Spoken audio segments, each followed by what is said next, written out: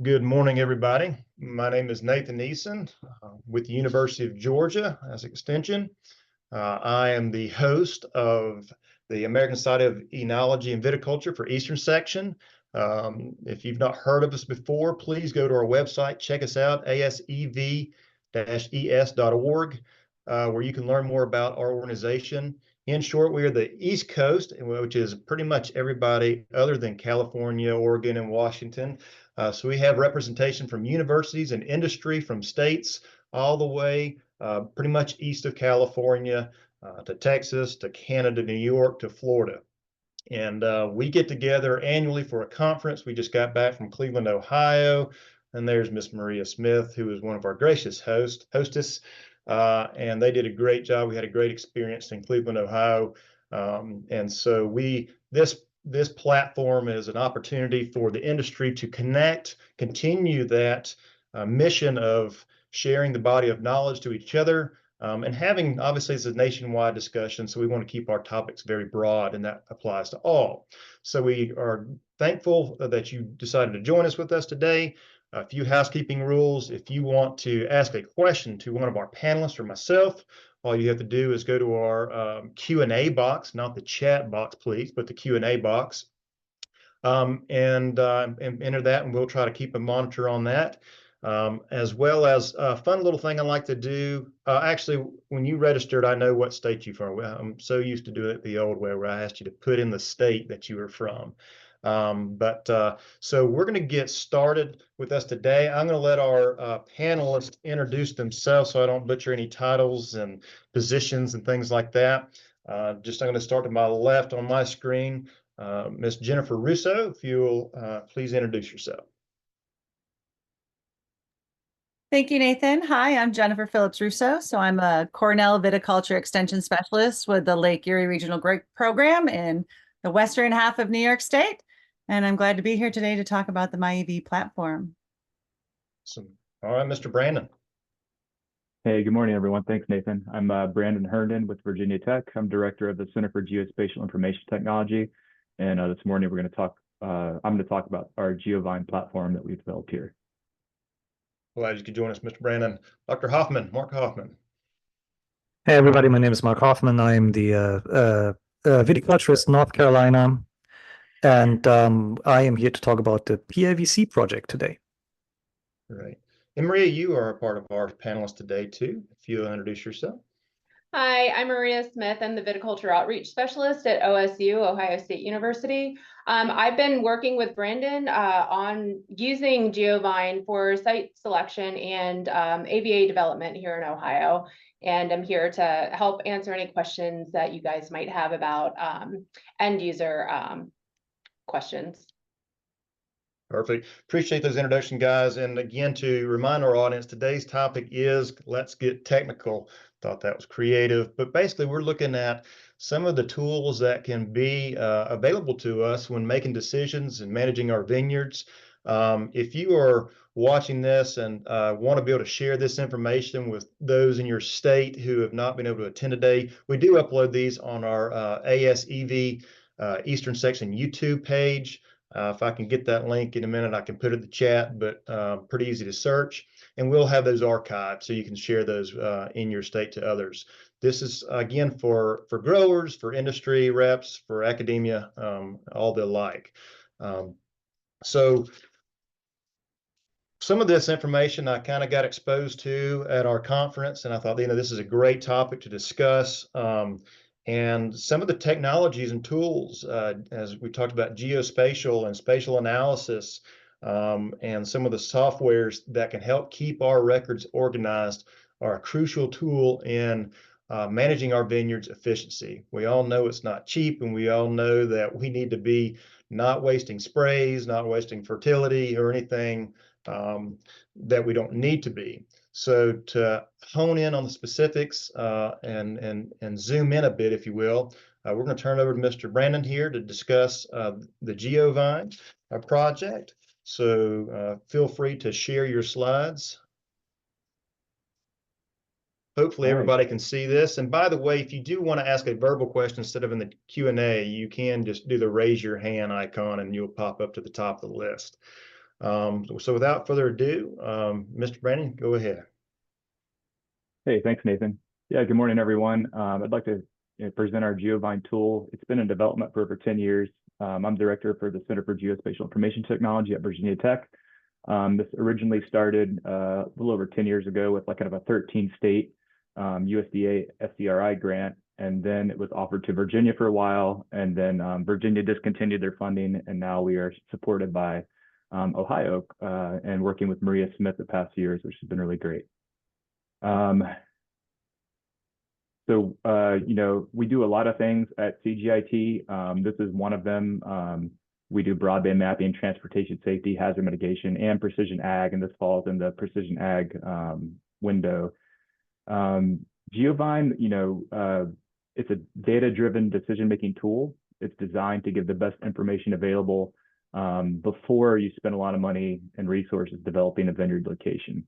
Also, we've been working with Maria to help to use the information contained in GeoVine to establish new AVA locations. So I'm going to kind of go through the tool quickly here, and then we can get into questions and a little bit of show and tell. So right now, it's a free resource to growers and consultants and extension agents in Ohio, thanks to FY25 funding from the OGIC, which comes from the Ohio Department of Agriculture. This is sort of just like a view of the tool here. GeoVine, it has a few key things, and we've done some large overhauls over the past year and a half, but you can do custom site creation. Now we have the ability where you can import GeoJSON boundary files instead of drawing one. You can do address search, custom naming, and then it's all based on user profiles. So you can see here in the top right, you know, you can have a list of sites saved to your user profile that you can manage, so you don't have to recreate these every time you use the tool. So there's sort of two parts of GeoVine. You can have an interactive report and sort of a statewide view, so you can see things at a statewide level, and then you can create specific sites as well. These sites can have specific information about the site seen for climate, growing, soil properties. And in addition to that, you can also download a printable PDF report with that same information contained in a kind of an easier reference. So there's sort of two ways to view the data. One's kind of a dynamic interface through the online tool, and then a downloadable version as well for a printable report. We have several, you know, lots of data that goes into the tool that we use. There's three main categories of soil, climate, and topography. Soil comes from USDA NRCS Surgo database primarily at the map unit level. This is maintained through state soil offices. And things we show is things such as organic matter, soil type, available water capacity, and the other things you see here in the slide. I'm not going to read them all. And these slides will be available. I can give them to Nathan afterwards so people can review too. Climate data, we use data from DAMET, which is from Oak Ridge National Laboratory. And it's a 40-year history, started back in over 40-year history, started back in '81. And we've pre-processed this data so that it's easily manipulatable and viewable via the tool.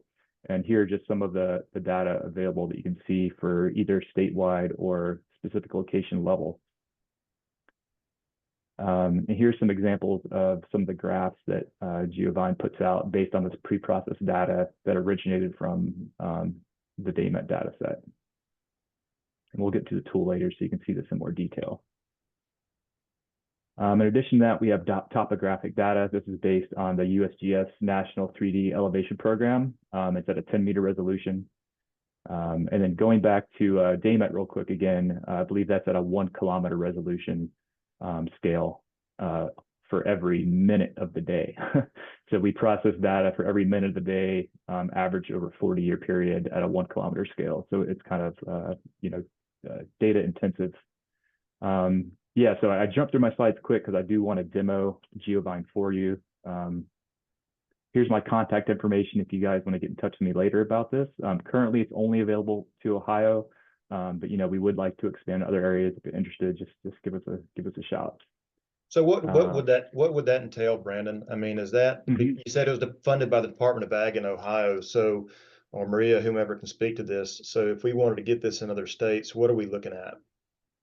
Yeah, so that would just we would have to expand to other states and change the interface a little bit on the UI side so that the tool it can be seen in other states and usable in other states.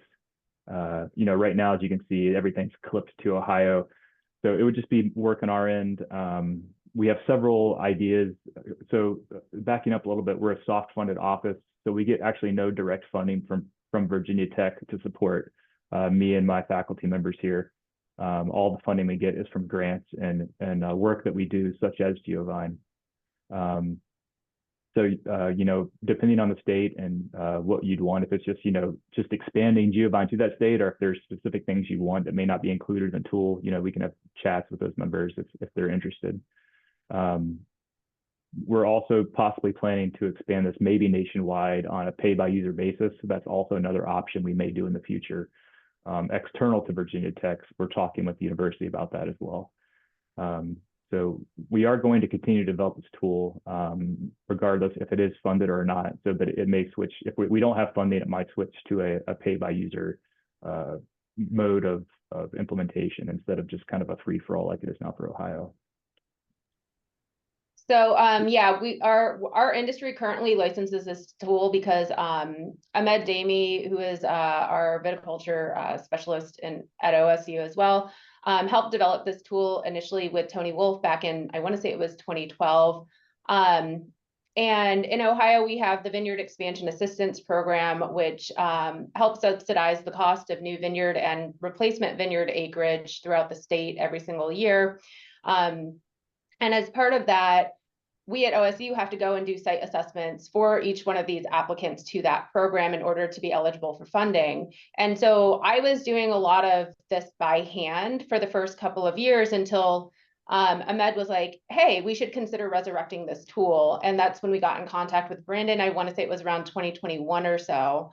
And it has made my life as a user way more efficient because I'm not going to 50 different websites to try to get all this data all in one place. And I do use other supplementary sources, or if a grower has a weather station on site, I can use some of their historic data. But this is a much better aggregate and an all-in-one for trying to look at sort of a bird's eye view of what the site potential is, versus having to do each and every single component of this by hand.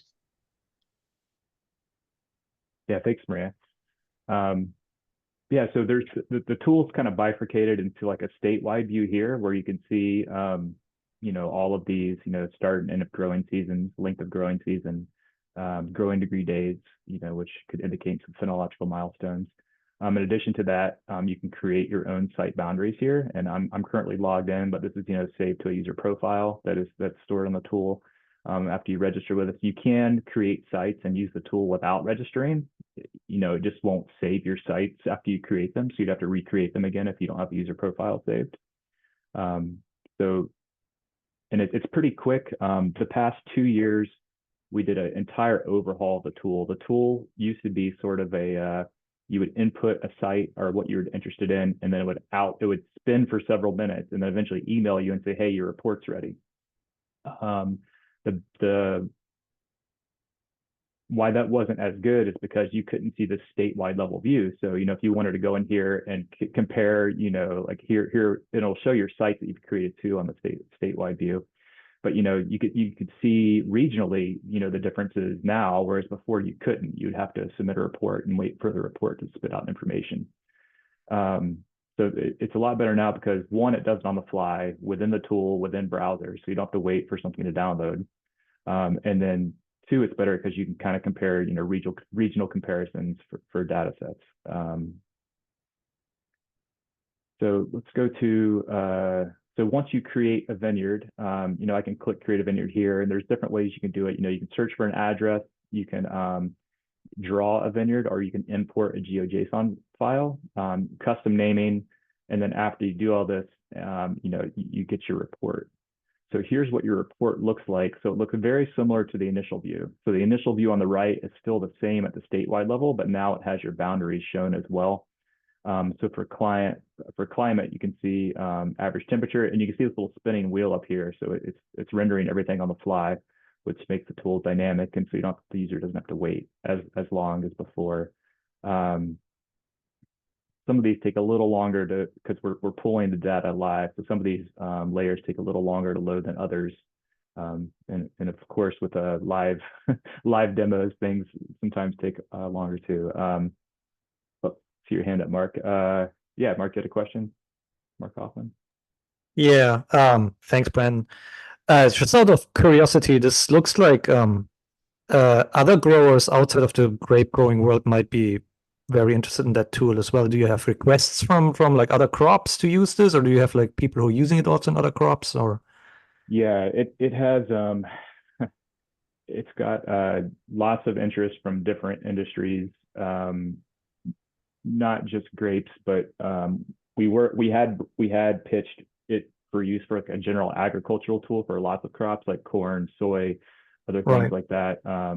So we are working on and collaborating with other people at Virginia Tech for some NSF grants and stuff, USDA grants for it to be applicable to other crops. So Brendan, I see the interest in this is for sure land suitability, looking up historic climates, soils, topography, again, kind of for new establishment of vineyards. So land suitability in different states. Once the vineyard is established, are there other data that you can input to put your specific information into the system? But currently, there is not.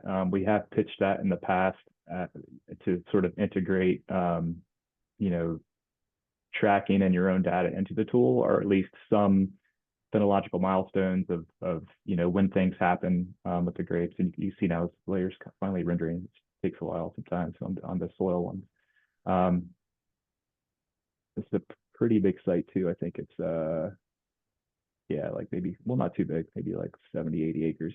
So it has fairly good resolution on some of these soil layers, and the soil one is very interesting because you can see the area of each type of soil in your site, as well as the different values for the different subcategories you pick within that.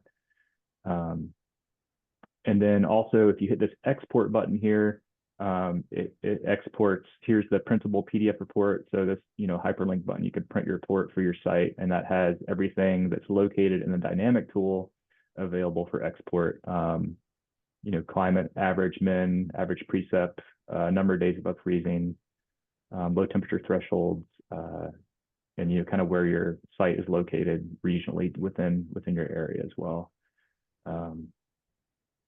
I've still got, I think I'm like 5 minutes early still. So I just wanted to kind of give a quick run through of the tool and then kind of open it up for questions for people. We have lots of ideas of how to improve the tool and things to add to it. But, since we're a soft-funded office, we are a little constrained by funding, as we have to spend our time on efforts, on funded efforts.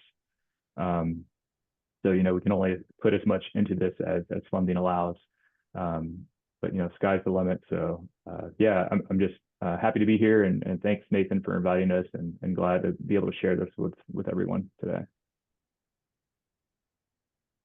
Maria, I'll want to get a comment from you, since you have the most experience with this in the state. When we think about a lot of these states on our eastern section, they're somewhat young, evolving industries.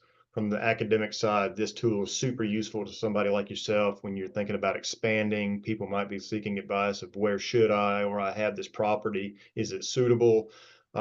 Just give us a little bit of how this has helped you in your industry in the state. Well, I think this tool has been simplified so that anybody can use it, right? I can go in and draw any boundary, even if I'm a homeowner, right? Because you can get pretty high resolution with it. So for us, and we have worked with Brandon to integrate new pieces of data. For us, one of the most important aspects is low temperature extremes, because cold injury is a huge problem for us. And so we look at the low temperature extremes and say, okay, well, if I have 21 days below -5 Fahrenheit, I'm probably not planting vinifera, right? So that it helps me inform a choice is really what it does. And so even if you're a homeowner and you say, well, Walmart now carries Pinot Noir, well, maybe I shouldn't plant that in my backyard because it's not going to survive, right?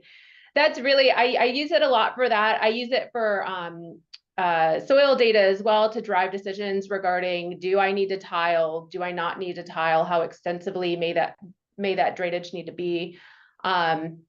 I look at the slope and slope aspects and say, okay, would I be better off on a southern facing slope, a northern facing slope and exposure? I mean, it takes into account every single one of those. And then I can look and zoom out now on this and say, okay, well, this parcel here might not be great, but if I'm a big farm and I say I've got like 700 acres of corn and I want to plant 2 acres of grapes, where on my property might that actually best be suited?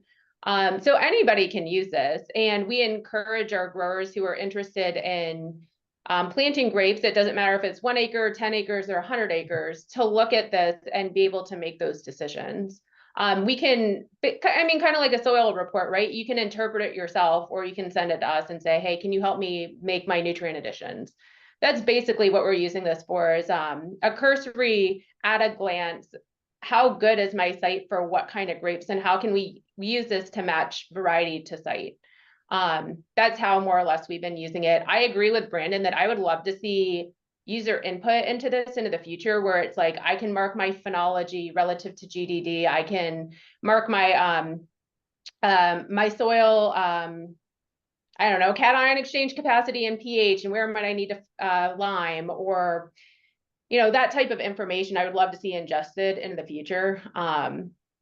But for now, I mean, it's really, really powerful for site selection. And then we've also been using it at a regional scale to develop our AVAs, because we have 1 new one pending and then 2 under development. So this tool is really great for setting the delineation of boundaries, saying here's where the climate actually changes, or here's where soil type radically changes, or other geological features change within a region.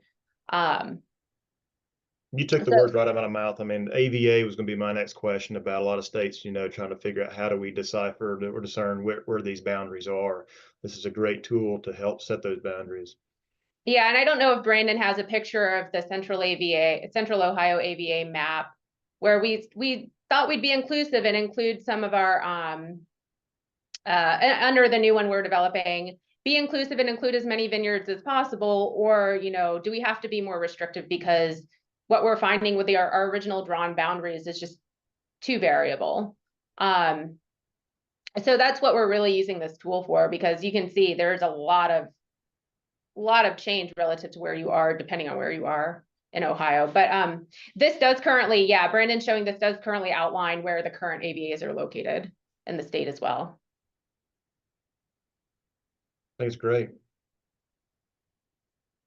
I think whenever individually Georgia tries to lobby for certain things with our legislatures and things, having a tool like this to show boundaries and span of the regions and things like that, potential growth in the future and why they should invest. And those are just kind of ideas that come to my mind when I see these maps. So that's great stuff. Yeah, Brandon and Maria, go ahead. Yeah, thanks. Yeah, I've had a lot of realtors give us feedback too, especially in the reports for like when they're selling parcels of land and stuff to make them marketable to different, agricultural interests. They would use this. Absolutely.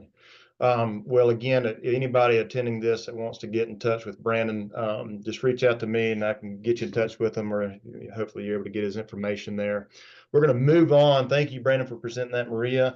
Feel free to stay on. Don't get off. I want you to keep in on the conversation. Okay, Brandon's put his information on the chat box, but we're going to turn over to Jennifer, and she is going to be talking about my EV, my Efficient Vinyeard tool. So Jennifer, I'll let you take it away. Thank you, Nathan. Brandon, I'm really excited about that tool as well. So thank you for showing us through it and walking us through. I think there's a lot of possibility that we could collab on. Okay, let me share my screen. Can everybody see that? Yep.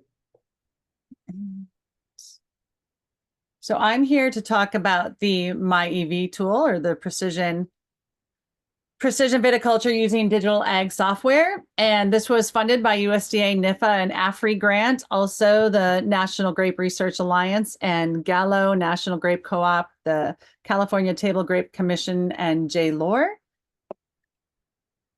And this work started with Dr. Terry Bates and colleagues when they were awarded in 2015 the USDA funds for the Efficient Vinyeard SCRI project.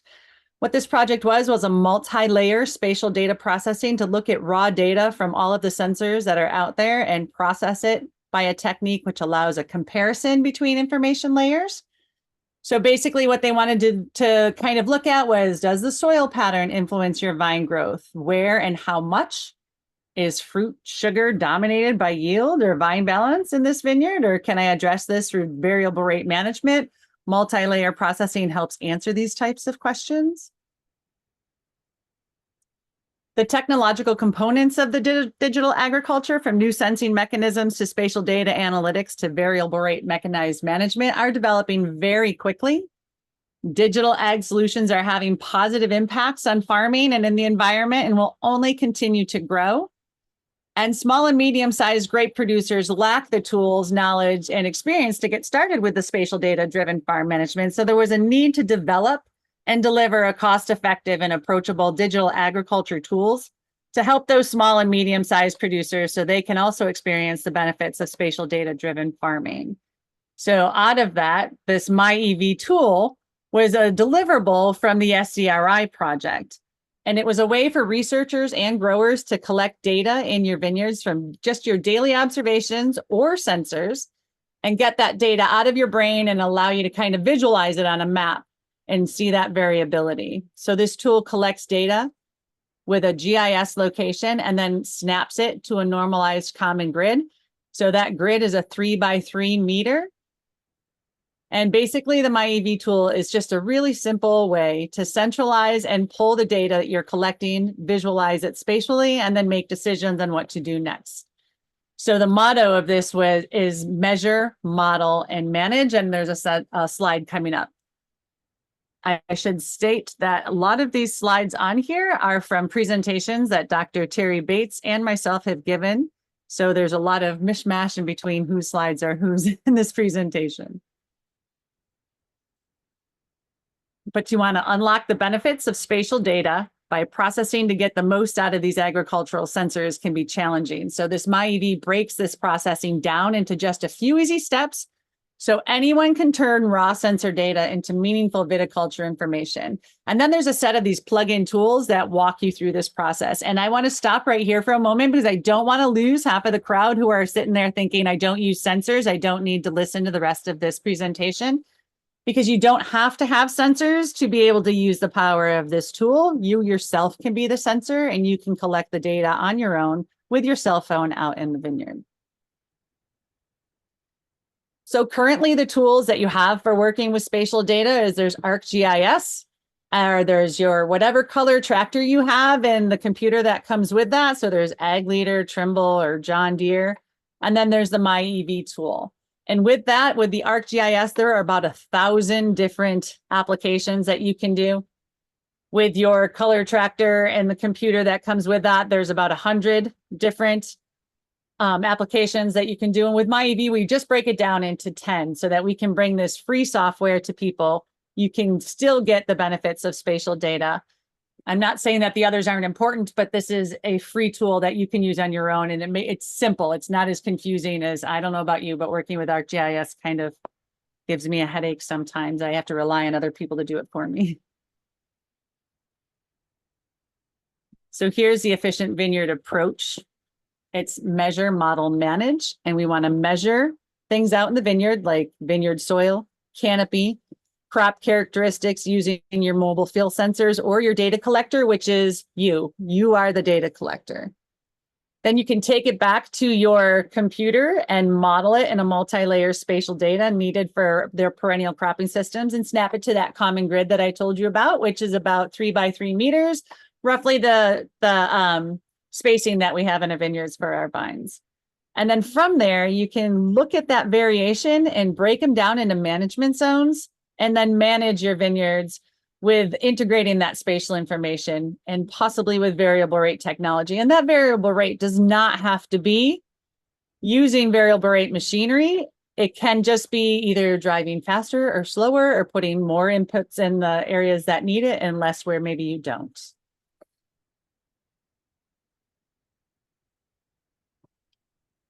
So if you are interested in looking into this, you can go to the Efficient Vineyard website and you just want to Google Efficient Vineyard or go to efficientvineyard.com and you will be welcomed by this screen here. In the upper right-hand corner, there's that red button that says My EV Tool. When you click on that tool, it's going to prompt you to set up an account, and we are extremely cautious about data privacy. So that account is yours. We don't share your data.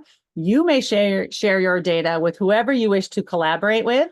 That's one of the beauties behind this software, is that you can have your entire vineyard team have an account on MyEV, and then you can, from their cell phones, give them their daily push of what they need to go out and focus on that day.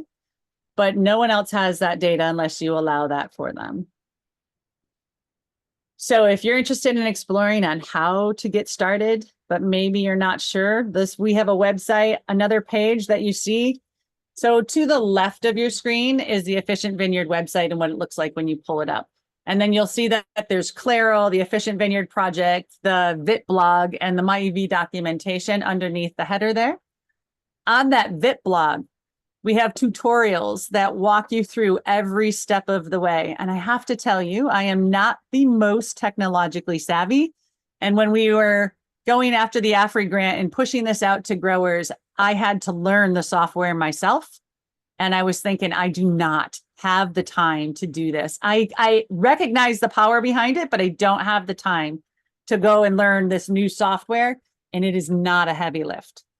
All of these tutorials break it down into 2 to 7 minutes where you can pause, go back, and Nick Gunner, who is the voice of most of them, is so easy to follow and gracious with his time. So I don't want anybody to be nervous about learning something new, because if I can do it, you can do it. And I have to tell you, it is an extremely powerful tool. Jennifer, thank you for introducing that. I want to ask a few questions here.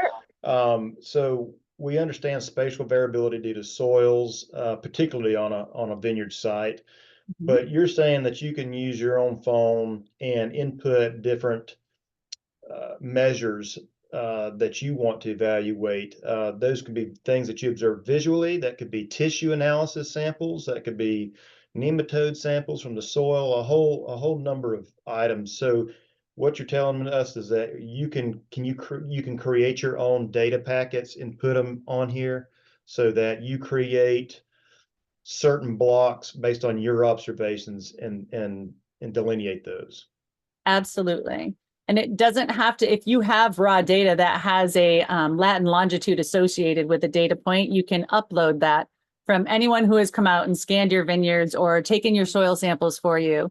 You can upload it and look it into MyEV, or do it yourself when you go out and either in your tape, you can click where you want to do it on your map on the computer and create those points, or you can walk out in the field and create those points a different way by just submitting it, and it captures your location. My growers who are out there are using it for things such as mapping disease pressure, mapping insect pressure, insect injury, mapping where broken gopher or broken posts are, or gopher holes. They're using it to nutrient deficiencies. And Dr. Terry Bates actually did this. I see he is also on this call today. He went out and used his NDVI sensor, which basically tells you how much green is out there, to help create these management zones. And then he went out and did his own data collector for potassium deficiency and brought in and layered the two maps together, and they were very similar. So you can do it with the sensors, or you can do it with your eye. Does that satisfy your question? No, it does. I think that's the point I'm trying to drive home to our audience today, is how user-friendly you've described this platform is. Again, it's funny because in today's time, we're getting nothing but more technical, more computers, more everything. And you still have a large population that kind of refuses to go that route. But even in Georgia, where we don't have I mean, our largest acreage would be like 40 acres, you know, but our average would probably be 5 to 10. So on these small winery vineyards, you know, they say, well, it's only 5 to 10 acres, you know, how much variability can I have? And I think we still see it. I mean, we still see certain areas, especially I can think of early frost prone sites, areas that we might want to focus in on again on the early season. It could be applied to, I'd assume that this keeps annual records so that you could reflect back on a time period. Is that correct? Absolutely. Everything is dated at the point that you put it in, even when collecting out in the field. And those revised, you can revise those data sets and it continues to keep the old ones. So you have that as a bank. I'll tell you where another value I see it is because there's turnover in every industry, right? So you have new vineyard managers, new winemakers come in, and so we had a harvest or how you've treated a certain block historically, having a record book that's digital, that's not going to be lost in a trash can, you know, on a piece of paper, is valuable in that transitioning from management to management. Absolutely. We have grower stakeholder meetings, and that has come up time and time again that they need a data management tool. And this is satisfying a lot of their needs on that end. So, yes. Oh, sorry. I just wanted to add that even if you are not on the viticulture side of things, I also have my winemakers who use this and go out and have their sample spots that they go out and test to keep their juice quality before harvest. So they'll go out on a weekly or twice a week to collect that data. Feel free, audience, to ask questions. Again, type in the Q&A, raise your hand, and we'll be glad to answer these live. That's the purpose of this. Would you like me to just keep moving on through the? Yeah, if you got more to present, keep going. I just have a little bit more. Basically telling you that all of these tutorials are out there for you. It's not a heavy lift. Please don't be afraid of embracing this technology. I do have growers from flip phones, paper, to high sensors, and most of them are using it for some portion of their operating. So we have one processor who is not, he's a flip phone person, but the people on his team are more technologically savvy. So he has accounts made up and they're all putting the information and he's making decisions from the maps that he sees from his team. Just helps you organize information by farm, by block, by sub-block for your spatial data. And then you can start exploration by creating and entering information of your local farms, ownerships, and preferences. In our area, sometimes we have growers who have contracts with different processors, so they have blocks and they can share those particular blocks with different processors if they wish, so they have information. So they have access to the information as well, like crop estimation or sugars or tonnage from the previous year. Anything that you can collect and put into MyEV and visualize it spatially. I mentioned that you don't have to have sensors, that you can be the sensor. And here's how you can create a data collector to go out and do that. I just currently had a winery that is surrounded by row crops and had herbicide drift damage. So we created a collector for their herbicide drift to go out and map the extents of the damage so that they could share that with their crop insurance. You can make your customizable management maps. So you can turn your spatial vineyard maps into these variable rate prescriptions with some plugin tools that we have. MyEV lets you make that decision. You can select one layer or many layers, and then you can layer them in and interpolate them and use to see if there's correlations. I have another slide coming up here like this to see if there are correlations between the data that you have and the maps that they made, so you can make management decisions. The people, I asked the Nick Gunner, who is the person who put together the software for the MyEV SCRI and continuing to work on it, to give us a map of where it's being used in the world. So all of these dots represent where data is being collected around the world using MyEV. And then here we focused in on just the United States. So you can see that and well, Canada is up there as well, but Does anybody have any questions on what this could be used for you? What some of our growers might be using it for?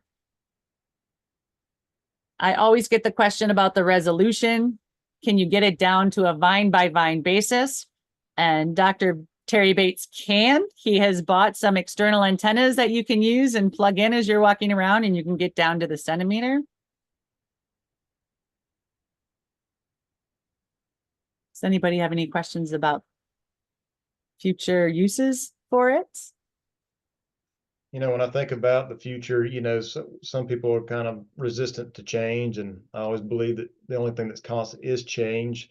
I've been a part of the vegetable industry, the dairy industry, and now I'm a part of the vineyard industry, and all of them are going to efficiencies in micromanagement, from accountability, from a labor standpoint, from traceability, certain grapes, certain food, produce, whatever it may be, coming out from, you know, certain fields, mapping, and it's data. And with any of these systems, if you're not familiar, or those who are listening, these softwares are great tools, but they can be useless to you if you don't use them properly. So there's a saying that you put crap in, you're going to get crap out. If you put some good information in, you're going to have some really good ways to interpret and manage that vineyard. Perfect, Maria. I see, but I just want to mention one more thing before I address Maria's question. Is you brought up a really great point. One of the uses is for crop estimation. So you get these management zones, then you can go out, and instead of having to guess as to where your big vines, your small vines, you want to capture all that variation, you can go and just pick a couple sample points within those different management zones and bring down the time required of you in the vineyard to more direct where your samples are taken. And we have growers using this, and some of our growers have 1,000 acres, 500 acres. And I realize that that's more than others with smaller ones, but it's also powerful on the small. For crop estimation, by taking a few samples in each one of those different management zones, they were able to bring down their crop estimation within 1.3% of what they delivered at the end when they made that decision back in July and had to report what their crop estimates were to their processors. So very powerful. When it used to be a 20% variability, they came in within 1.3%. I'm sorry, Maria, you did have a question. Oh, you don't have to apologize. I first want to make a comment. I would love to see GeoVine and MyEV go like this. And then my question is, because this was from an SCRI project deliverable, what's the long-term funding look like for the maintenance of this tool? It's a very good question. And Dr. Terry Bates and Nick Gunner are in talks about that. We would love to see this tool remain free. And it has been also embraced by other commodities, not just grapes.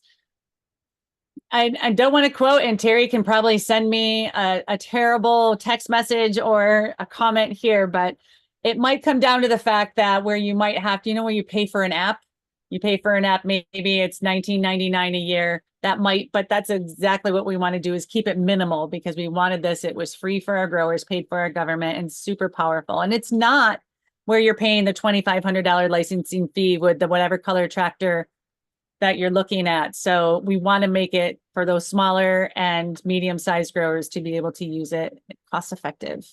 That's a great. Yeah, so that's effectively what happened to GeoVine. It was an SCRI from 2012, and then that's why it's gone to industry support so that it maintains open access. So that's why I asked. And that's the true extension model about being free, right? I mean, sometimes this information, we work super hard, each of us in our professions in our own right.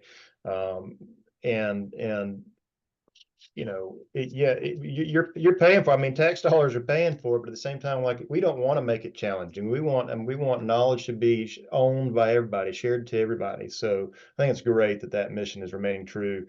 That's the mission here in Georgia, and to see New York, moving that way. We're not moving, showing that same support of, hey, let's just get this out to our growers as a tool. We're not here to make money. We're here to help you. So. And I see that Terry Bates did respond saying, we want the base platform to stay free. advanced processing tools would be a pay service. Got a comment from Mike from upstate New York. Went to Virginia Tech, starting a winery in Georgia. Great overview. We'll sign up for this as we are starting our testing, growing, and planting. So that's awesome. Well, we've got 15 minutes left, and we're going to transition over. Jennifer, thank you so much for that wonderful presentation. If you don't mind, put your email address in the chat box. That way, if people want to reach out to you, specifics on that, we'll have that. All right, Mr. Mark Hoffman, tell us a little bit what you've been doing. Yeah, there is a question in the Q&A before we move on. Oh, fantastic. We got us one. It says, okay, so Chris Blosser says, you mentioned that you'd like to see MyEV adopted by other types of farms. Do you have non-grape growers using this now? We do. We do have non-grape growers using it now. I've given a talk to the blueberry industry. I've given a talk to dairy and livestock. And we also have people who just use it to mark where their deer stands are, where they've had sightings. So it can be used for anything. That's awesome. Lauren Cole says, hi, thank you for this presentation. I joined late, so I missed part of this. Yes, the slides will be available. I said the slides will be available. We do a recording on a YouTube channel. So that's, I'm going to put that in the chat box. And I just dropped that in. Actually, I need to make that available to everybody. Anyway, it'll go to that and you can watch all this from the start.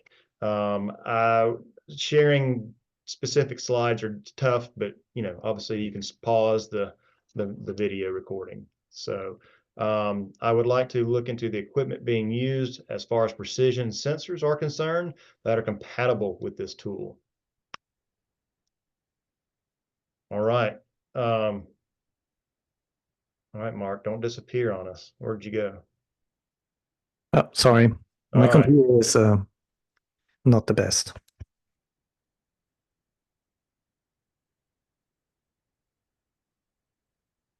Are we done? Can I go? Or you? Yeah, we're Oh, okay. I was waiting. Okay, sorry about that. So sorry. All right. Yeah, it's on you, buddy. I share my screen. All right. So you guys can see this. It takes a while, but let me. All right, you guys can see this? Yep.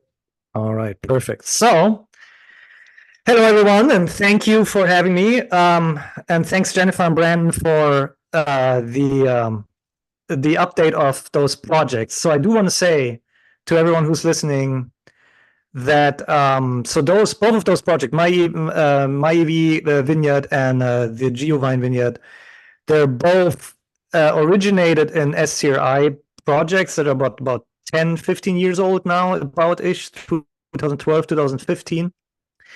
And we are really on the other side of that. So that shows you how long it takes from an idea to get sufficient funding to realize that idea to a product that actually can be used. So it can take 10, 15 years. And we are really at the beginning of this process. So what I'm not going to share with you today is a finished product, but I can share with you some of the data that we collected in the last 3 years on an idea that we think has been proven to be fundable, and we have some people that are also being interested in this. So we're really on the other side of this. We're trying to find funding now in the next 2 years to make this a larger applicable process. So the idea is called precise indoor vine conditioning, and that is really an idea, a name that I came up with, and it really describes a process in which we use in controlled environment agriculture to optimize transplants, grapevine transplants for earlier fruit production. So I know this is a big red flag, and everybody says, "Oh, we don't want our grapevines to produce earlier fruit." But hear me out before you complain. I'm not taking this completely out of nowhere. There are several other crops where this is done in several other ways. Strawberry plants, for example, is one. I work with strawberries, so that's a natural for me to go to. And strawberry plants are produced in annual systems, as well as long cane raspberry projects, that long cane raspberry plants that are also produced in annual systems. That's a little bit closer to what we are trying to do. Long cane raspberries, raspberries are perennial plants, but they are grown on 2 long canes and then grown in 1 year and directly brought to fruiting. That is a system that's more common in Europe than here, but it's also done in the United States with some growers. So this is kind of like where we want to go. So we really want to have our 3 to 5 year from transplant to 100% yield time in grapes, all the way reduced to about 2 years. That's what we have in mind. And we want to use the first year to condition our young grapevines so that we then have a healthy, large vine that we can transplant into a vineyard and that then can be directly grown to a full canopy and to a full crop. So that's the idea behind this. So now, for every one of our grape physiology nerds, we're really focusing mostly on the first year of inflorescence differentiation. As you know, you're in the business of not just harvesting fruit, but also collecting sunlight in your vineyard. And so light intensity and light and temperature are main factors that determine your inflorescence differentiation in the first year, and that will then determine your cluster development in the second year in your vineyard. So we're really focusing on this first part here on the first year in our experiments that are going to show. So we know that a lot of that sun light intensity and temperature does in fact affect fruitfulness, especially, as I said, in the first year during inflorescence development. And we're focusing mostly on adjusting light intensity on our young grapevines to make their buds more fruitful when we transplant those grapevines then into the vineyard the year later. So I do want to show you how this works, and my computer is a little old, so you're gonna have to forgive me for like the lag. But this is what we do at the moment. We're doing this now for 3 years. We have transplants that we have in our system, and those plants are then being conditioned under grapevine, under light. And then this is how a transplant looks like at the end of the growing season when it comes out of the system. This is a 1-year-old, I believe, Cab Franc. And then in the second year, we transplant those grapevines after dormancy into the vineyard. This is a commercial vineyard where we've planted some of those grapevines this year. And then we hope that we can get those grapevines into fruiting at the end of the season as well. So this is kind of our process. There's a lot of question marks that we still have to do. Again, we're at the beginning of this endeavor to find enough funding to make the system work. And we focused mostly on the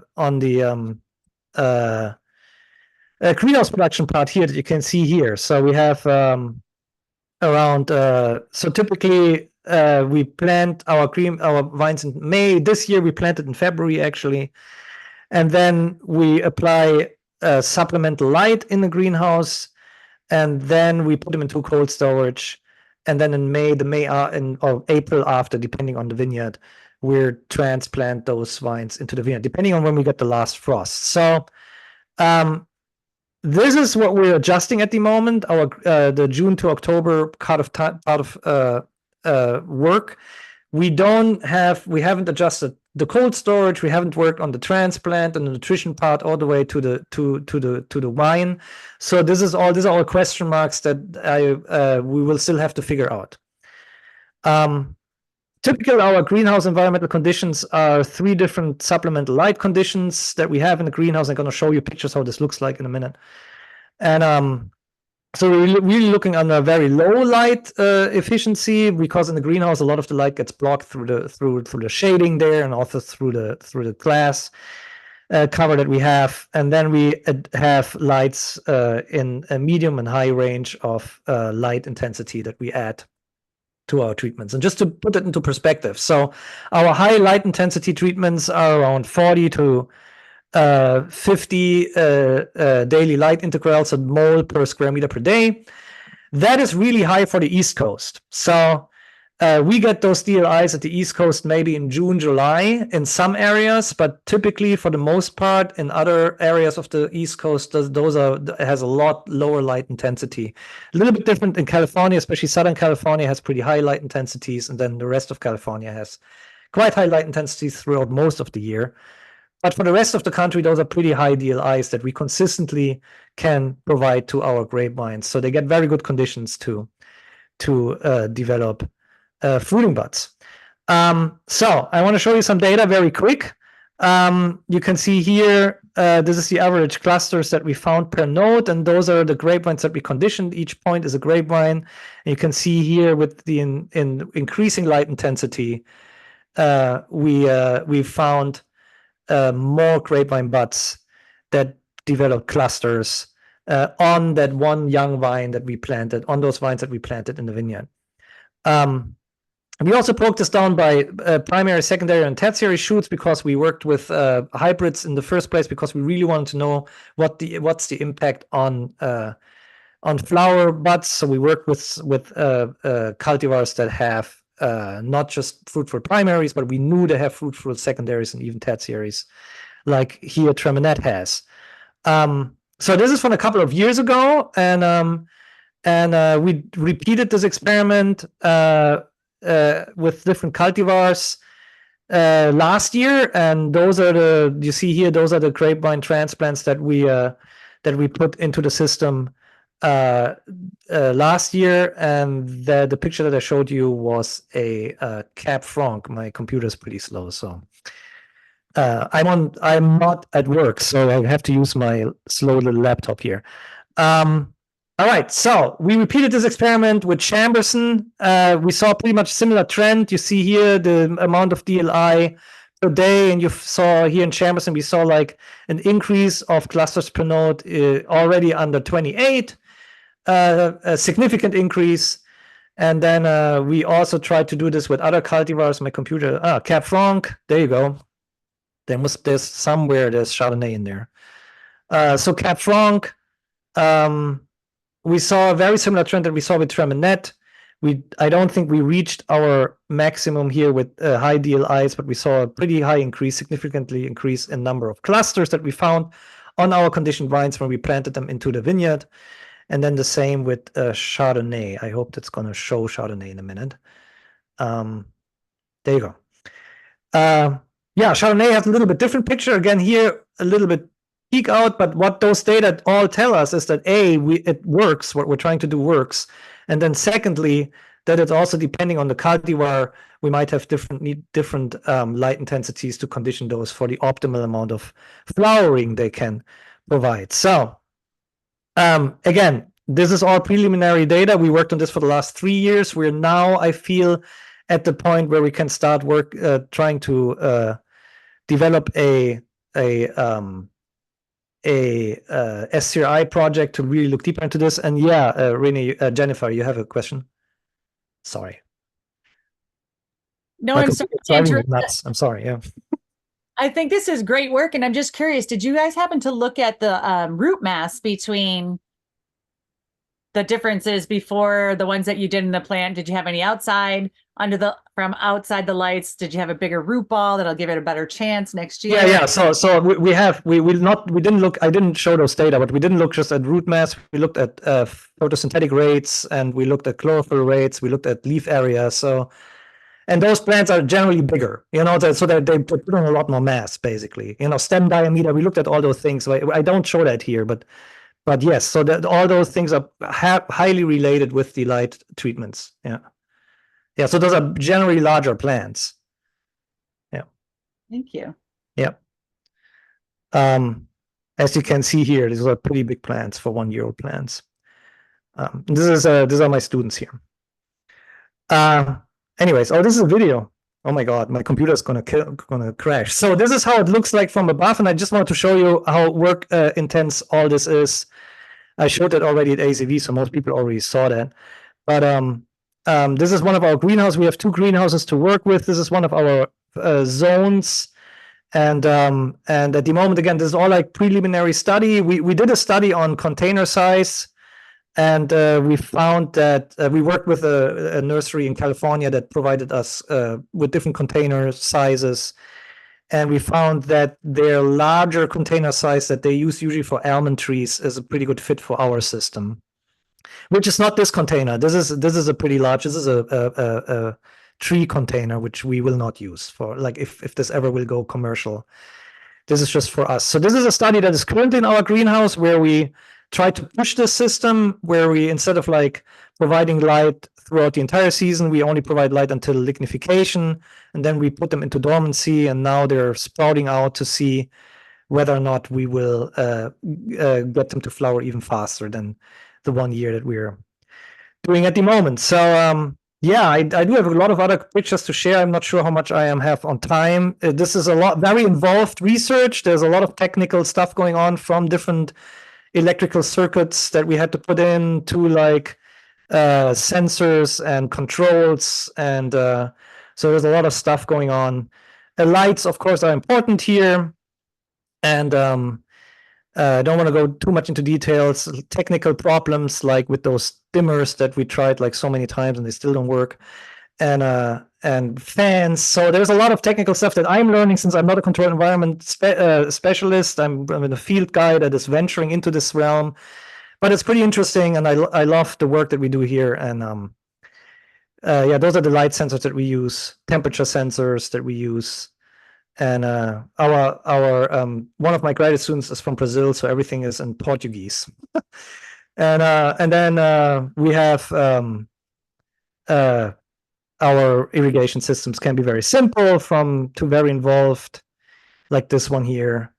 And yeah, I think that's pretty much all I wanted to share, Nathan. I don't know how much time I have. No, we're getting close to the end. You know, Okay. I think it's important for our audience to realize, you know, yes, this may not apply to them in the sense of in their vineyard at the moment, but No, this is like very, very early development. So this is really like a technical idea and that it probably even more for nurserymen, right? I mean, nursery production. yes. So we collaborate. We collaborate with nurseries on this, as well with breeding programs. So because we feel there's a breeding application to this as well, and just to look at those vines. So those are the vines, we planted them a little later because we want to wait for the last frost.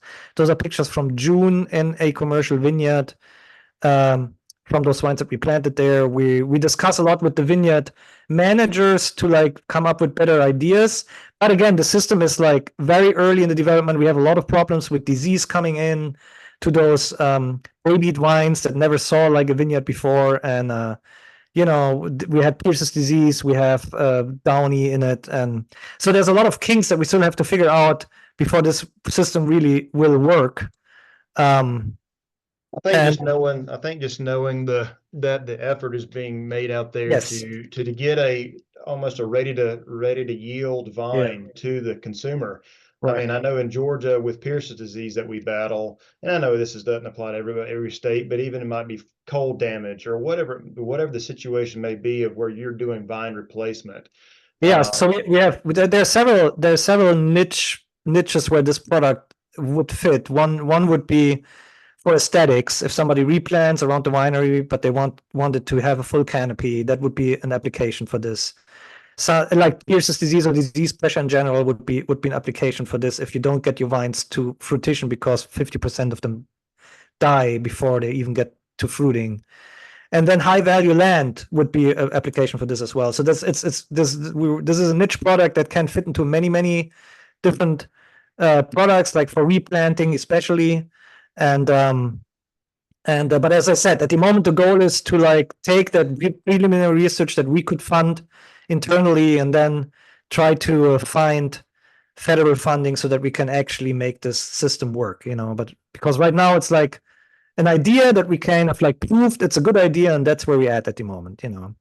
Absolutely. But we got some interest from different industries, like all across the board, really, from the East Coast and the West Coast.